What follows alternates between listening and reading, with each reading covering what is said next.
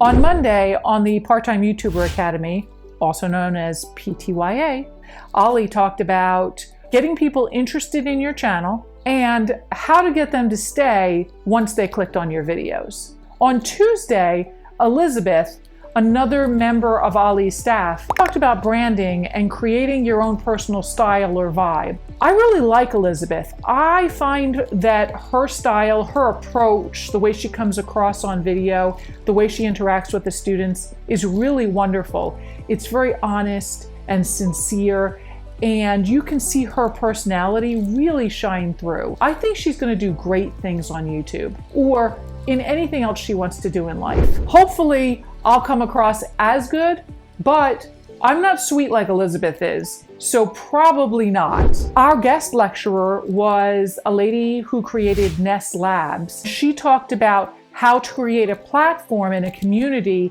that you could monetize. She was fantastic and very open about her process, but I actually liked her enough to subscribe, and I don't subscribe to much, which is kind of interesting because eventually I'll ask you guys to subscribe and maybe even like some of my videos. And so that's kind of an interesting dichotomy. So far, I have found that all of the guest lecturers have been really wonderful. They seem to put their all in their presentations or even just answering questions. Not every guest lecture has resonated with me thus far, but they don't have to. The idea is there's something for everyone in PTYA, and I really have found that to be true. I think that it serves a wide range of people with a vast expectation level.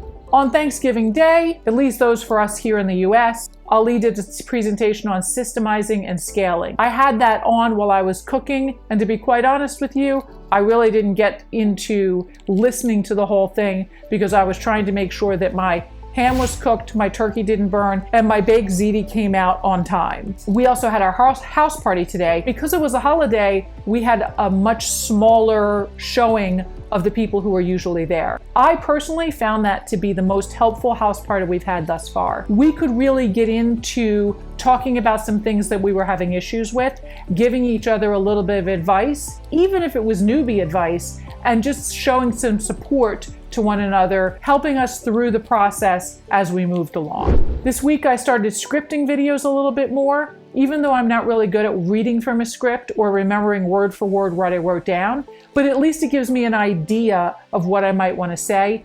And I'm trying to batch my videos, so maybe I'll actually do them from beginning to end and post the ugly ones, even if I don't like them. Editing is getting a little bit easier for me. It's still a bit of a process because I'll click on something and something will go wrong and it will drive me out of my mind. Sometimes I actually just have to start the whole process over again. I suppose that's probably like that for everybody though. Unfortunately, no matter what level of PTYA you decided to buy, the two hardest things in my opinion are making the videos and editing the videos.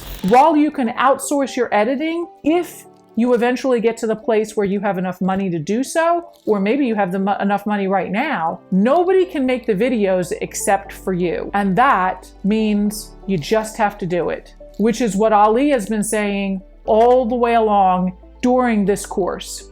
I still struggle. I have multiple takes over and over and over again to say one sentence. Sometimes I have to break the sentence up into little tiny bits and repeat them again and again and again. Sometimes you may notice during my editing, my hands are over here when I start and my hands are over here in the next scene, and it doesn't seem to have any flow to it. It's because, well, I'm a beginner and I'm just trying to work through this process the best I can. So once again, we've come to an end. Thank you for sticking around if you did, and I'll see you next time.